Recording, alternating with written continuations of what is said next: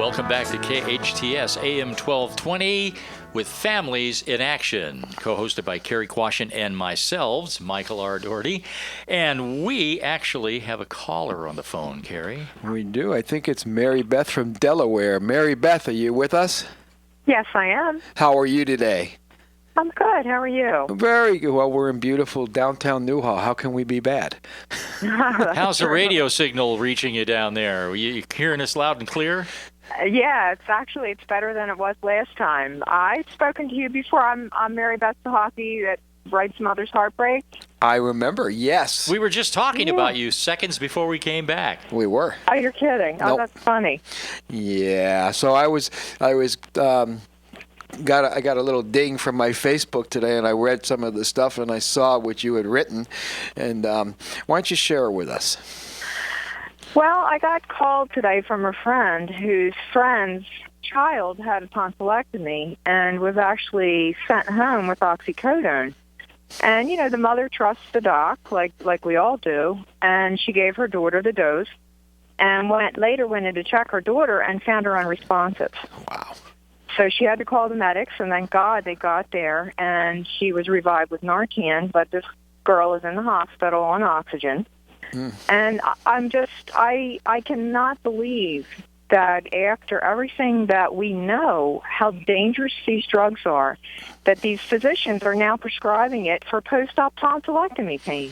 I mean, there was a 9-year-old boy in Wisconsin that died not too long ago of the same scenario. He was given the same drug, and his parents gave to him, and unfortunately for them, but when they checked on him, it was too late. Fox News, February 17th, a 9-year-old Milwaukee boy has died after undergoing surgery to have his tonsils removed. And I mean, can you imagine? The Milwaukee County Medical Examiner's Office says Solomon's was pronounced dead on Friday. I mean, this is a 9-year-old that had tonsils taken out and given oxycodone. Absolutely. Mary Beth, it may have sounded silly the first time I said this, but stop and think about it. I had my tonsils removed when I was 5 years old. I was given Aspergum. Yeah. Now, Aspergum is not anywhere near in the same league as oxycodone, but it took care of it. I don't recall writhing in pain on the floor of my family's living room saying, mine was, give me something stronger. Mine was aspirin and popsicles. There you go. Yeah, exactly. Well, here in Delaware, we do Tylenol and popsicles. Right. And, back then, I don't know they had Tylenol, but I won't say that. Yeah, well, that's true. But all of a sudden now, because the FDA approved this drug for use in children other than By the way, terminal cancer. use in children 6 years old and up. It's crazy. For oxycodone, 6 years old and up. Their respiratory systems are so fragile, and oxycodone, as you guys know, is a respiratory depressant. Yeah. So you give your child a pill, you put the child to bed, and you come hours later and you find your child dead. That from a surgery that is no big deal, honestly. Right. And from a nurse's perspective.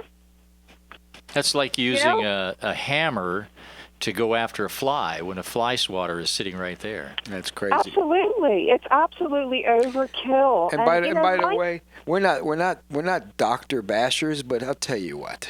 It doesn't take a brain surgeon to figure out a 6-year-old or a 9-year-old shouldn't be taking oxycodone. There are other drugs that are less dangerous to give a child. Absolutely, and they work. And being a nurse, I don't know. I guess I can be a doctor basher because I've worked with some pretty bad doctors.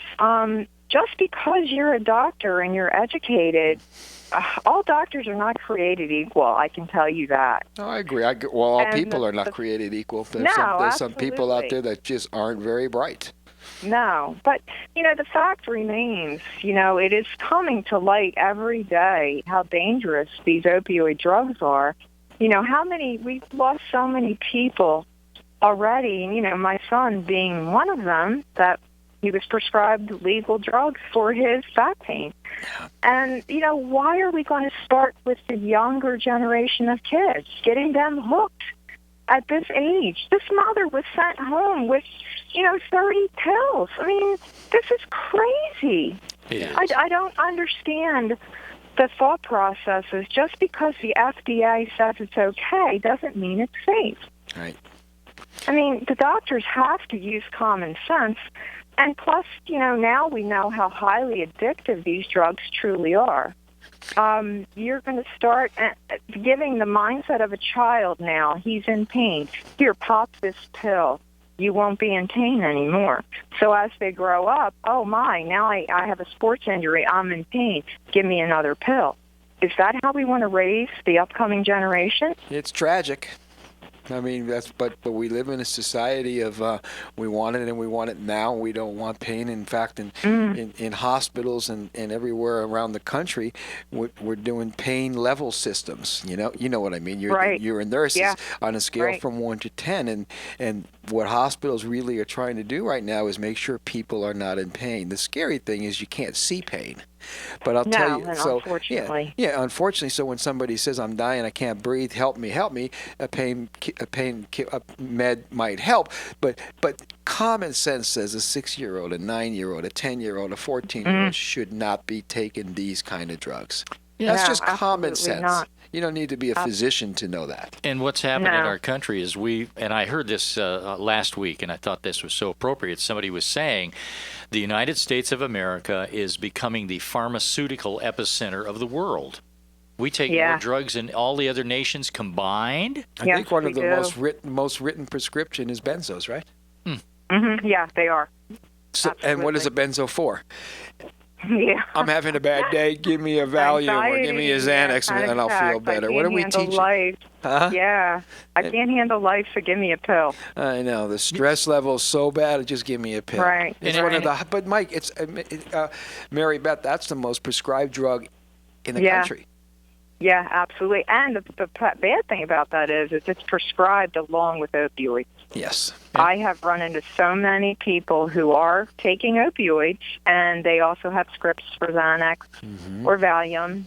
And, that's a deadly combination of drug. And any doctor or pharmacist should be aware of that. But if you're listening to a lot of the celebrities that have lost their lives, and when they do the toxicology report, it's usually opioids and benzos.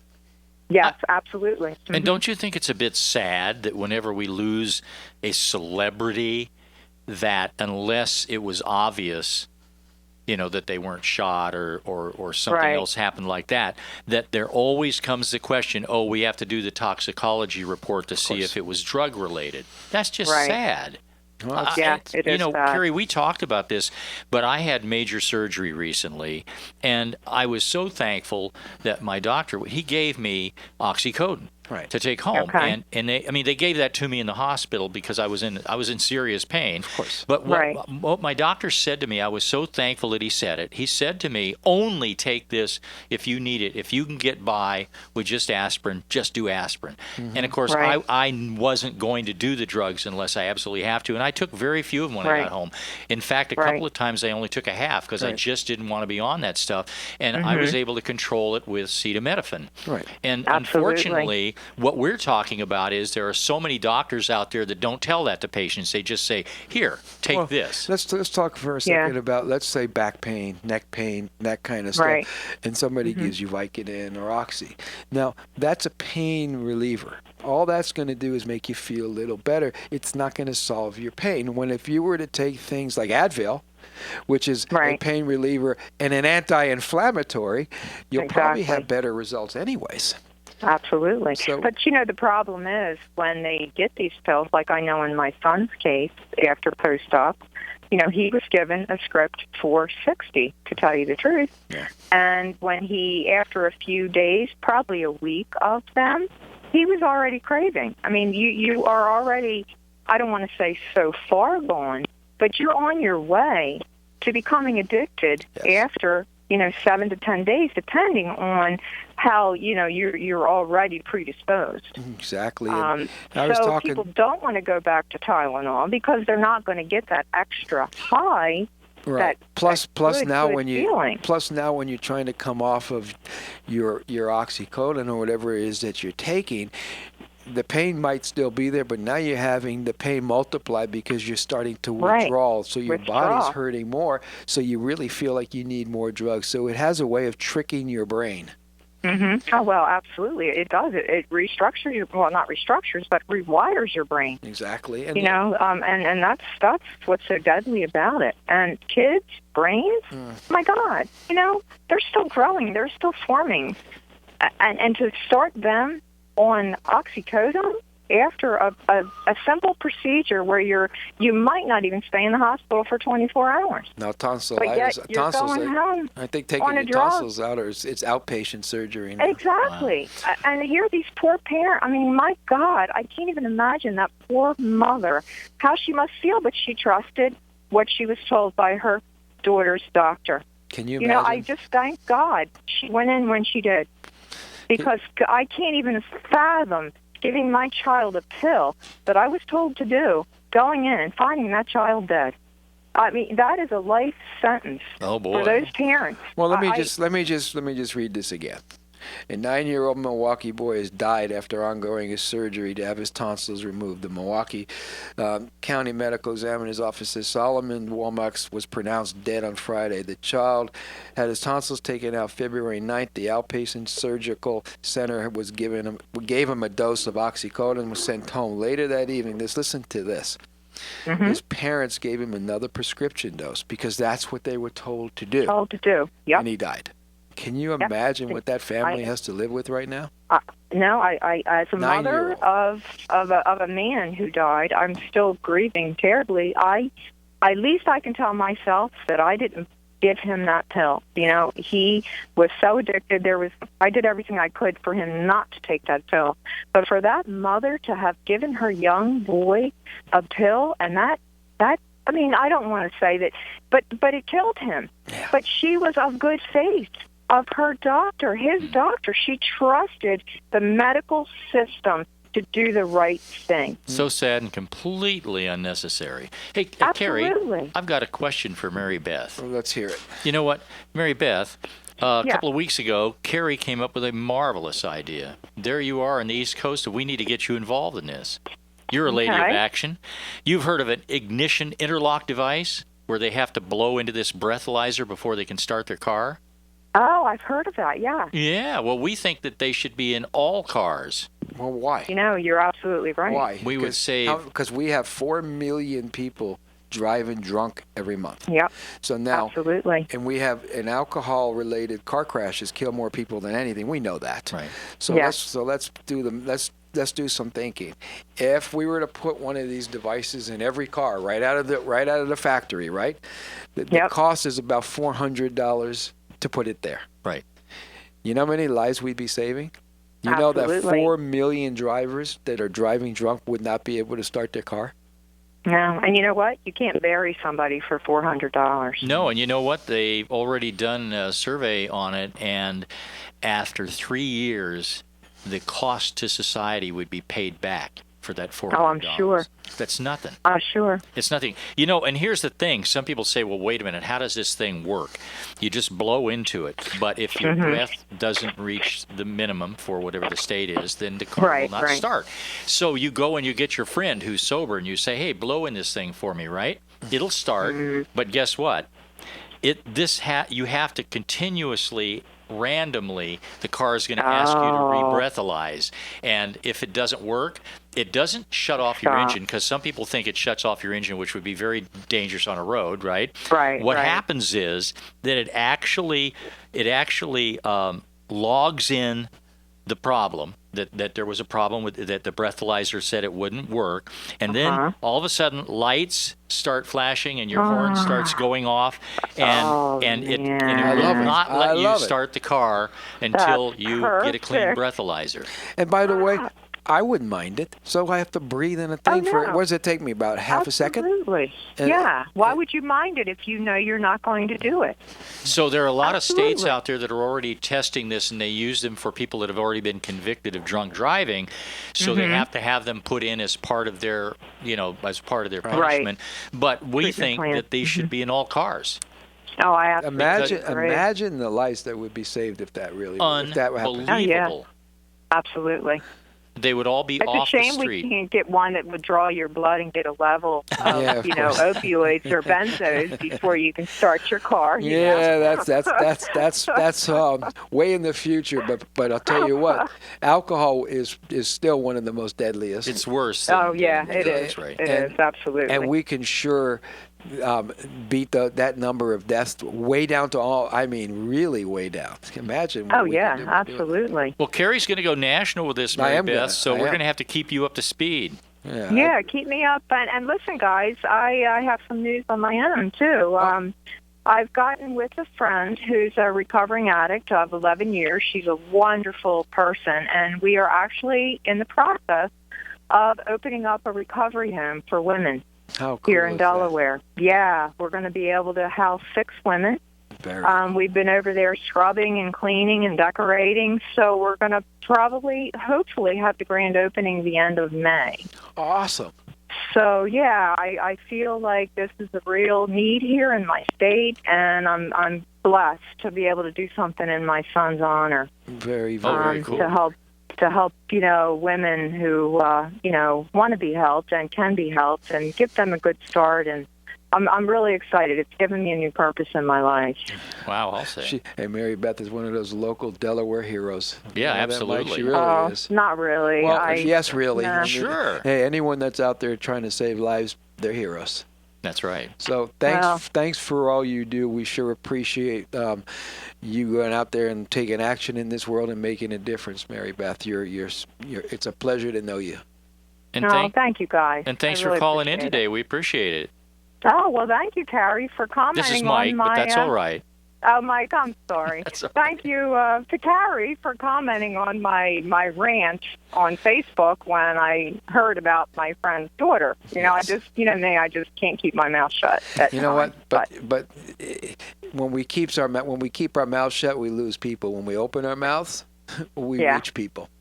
Absolutely. So we always say knowledge is power. So hopefully we gave out a lot of knowledge today, which gives a lot of people some power. Yeah, I hope so, guys. So you keep up the good work, and let's keep in touch. Let's definitely keep in touch, and good luck on your new venture. How exciting is that? A nice little so excited. Rehab in Delaware. Isn't that very cool? It is very cool. Yeah, it's going to be great. I'm so excited. I just feel so blessed to be part of it. You guys will let us know if there's anything that we can do. And hey, Mary Beth, you have a wonderful week. Okay, you too, guys. All right. Take care. Okay. All righty. Bye-bye. Bye-bye. Hey, Mike. Isn't she a wonderful lady? Yeah, when we did an entire show for her that now it was a few weeks ago. I want to say 3-4 weeks ago, and it was an absolutely amazing program. She has quite a story to tell, has written a book, and is going around the country telling her story, and she should. It's a story that needs to be told. Hey, Cary, you know that April is Alcohol Awareness Month. I knew that. Yes. We're almost out of April. Yes, we're running out of awareness month. This is it. Today's it for our show. But since 1987, the NCADD has been sponsoring April is Alcohol Awareness Month. This year's theme is Talk Early, Talk Often. Parents can make a difference in teen alcohol use. But having just said that, Cary, it reminds me that if you're going to talk early, talk often, and that you can make a difference, you probably better spend a little bit more than 10 minutes with your kids to do this, right? Yeah, absolutely. The deal is, when do we stop talking to our kids? I know it's harder as they get older because they really don't want to hear it anymore. But we have this window. It's my bracelet, right? I see Mike looking at me when I do that. But we have a window. And the window is from whatever age to whatever age. And that means we need to talk often, and we need to listen a lot, and we really need to be there for our kid.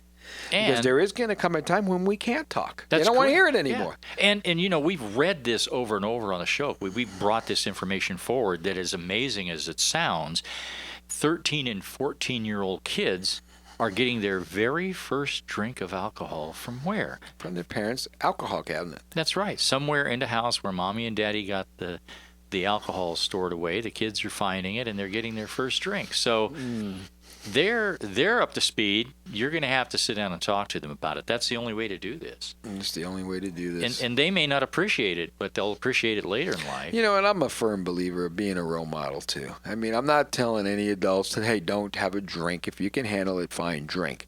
But remember, you are a role model to your child. I was at a dinner a couple nights ago, actually, with somebody, and we were watching a mom and dad and a couple of kids, and they had ordered a drink.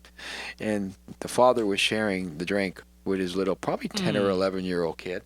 And I see this often, and I'm watching this kid drink a little bit more, and you can actually see his behavior changing. I mean, come on, parents. What's the thinking? What's your thinking?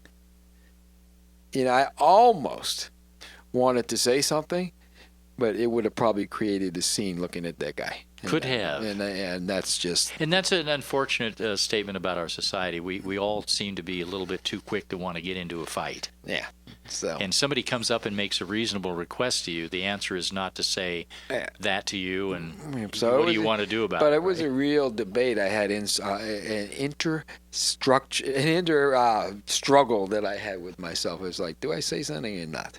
But for I mean, good saying reason. something wasn't going to do anything with this deal. But anyways, When it comes to alcohol, and we talked about this a week or so ago, but this is based on an article that you wrote. When I'm looking at these numbers here about alcohol poisoning, a reality or a myth, well, 65% of all drownings are involved with alcohol, 64% of all rapes, 50% of all assaults, 50% of all domestic violence cases, 60% of all child abuse cases, 50% of all murders, 40% of all fatal auto accidents, and 20% of all suicides.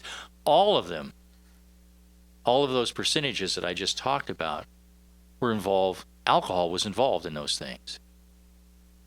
Tell me that alcohol is not a problem? I'm going to tell you, it's time to take a break. You all think about what Michael just said. This is Families in Action on your hometown station, AM 1220 KHTS. Welcome back to Families in Action right here on KHTS, AM 1220, your hometown station with your co-host Cary Quashen and me, Michael Doherty. Cary, before we went on break, I just brought up, this was an article that you had written actually called Alcohol Poisoning, a Reality, Not a Myth. And in it you said it happened again. Someone came to a Tuesday evening Action parent and teen support meeting in tears saying, my son is drinking. This was a mom. She said, the sheriff called me from the hospital emergency room and said, your son is drunk to the point he has alcohol poisoning. We deal with this every day, Michael, don't we? We do. Over at the hospital every day. And, you know, I was reading these statistics just before we went on break, and it's certainly worth mentioning again, because every one of these that I'm going to read have involvement with alcohol. Okay? So a large involvement. A large involvement. Because I want you guys, the listeners, to really pay attention to what we're saying now. That's right, because if there was no alcohol, these would not have happened, or likely that they would not have happened. So listen really, to this. do the math, do the numbers, and listen to what alcohol is responsible for. 65% of all drownings. Wait a second. Say that again? 65% of all drownings. Okay. Alcohol related. 64% of all rapes, alcohol related. Did you hear that? I wonder how many rapes there are in this country every year. Oh. Do the math. I mean, look it up, and then figure almost 65% of people that got raped, alcohol was involved. Right. Dude, look it up. Figure out the numbers. I can do it, but show's gonna end pretty soon. 50% of all assaults. People get drunk and get wild and get violent, and somebody gets hurt, and somebody gets arrested, or somebody dies. And 50% of all domestic violence cases. Can you imagine that? You drink a little alcohol and beat your wife up? Or your kids? 60% of all child abuse cases. That's just take a second. Read that again. 60% of all child abuse cases. Think about that. Kids that are getting abused because somebody's drinking. 50% of all murders. This is giving me the chills. Really, it is. I'm actually getting the chills thinking about this. 40% of all fatal auto accidents. If we had that breathalyzer thing in those cars, that would go away. Would go away? 20% of all suicides. Cary, oh my goodness. Look at that. So many of these that I read were over 50%. There was a kid when we were young, 16 years old. We were at a party. He was drinking. He fell in love with a girl. He only known her about 10 minutes. Went to the bathroom. Came out. She was in love with somebody else. He said, I can't live without her, and killed himself. Drunk. Didn't even know her. People that think alcohol's not a problem. Well, think it's not. again. Actually, it's not. For Well, some no, people. alcohol isn't, but people that drink alcohol alcoholically, definitely a problem. People that abuse alcohol, definitely a problem. There's a whole lot of people out there that just don't drink right. Right. They just shouldn't be drinking. So think about that. And the first thing that happens when we start drinking, kind of different than all other drugs, is we lose our reasoning to reason fast. And we think we're invincible. And like, hey, I can drive better, and I can fight better, and I can talk better. And I mean, it gives us what you call false courage. Sure does. And then you read those numbers. It's pretty sad. Yeah, because every year they say, what do they say when it's 4th of July and all of that? And they say, if you're going out there and you're going to be boating, don't take booze with you. Don't take alcohol with you, because you know what's going to happen. First of all, you're going to lose control of your boat. You're going to capsize and flip over, or you're going to be out there trying to water ski. You know what's going to happen. Look at this. 65% of all drownings are alcohol related. There's a good reason why they tell you not to do that. I can tell you a very short story. When I was 16 years old, I was a commercial fisherman in Anchorage, Alaska. My dad got me on a boat. I want to be a commercial fisherman. Oh, boy, no, this is the toughest work you will ever do in your life. I can tell you that. I've never in my life gone to sleep with my eyes open except once. They told me to go down to the hull and peel some potatoes, and the skipper came down, and I was in the middle of a potato peel. My eyes were wide open, and I was sound asleep. Now that's tired. Anyway, be that as it may, here's what I was going to tell you. When they put in at night, the skipper was telling me that they were next to a boat where they were drinking. And he said he saw this fellow with a case of beer on top of his head walking on the deck. He lost his footage. He slipped and fell overboard. The case hit him on the top of the head and sent him under the boat. He was trapped under the boat. Well, fortunately, apparently, the tide moved him out from underneath the boat, and he came up, and he barely lived. But that was a stupid, idiotic thing, obviously, as a result of drinking. I was going to say, we need to use common knowledge. I mean, common sense. Problem is, when you drink, the first thing that leaves your mind is common sense. That's the first thing that goes away. You have none. I can drive. I'm cool. Yeah, okay. That's why how many people die?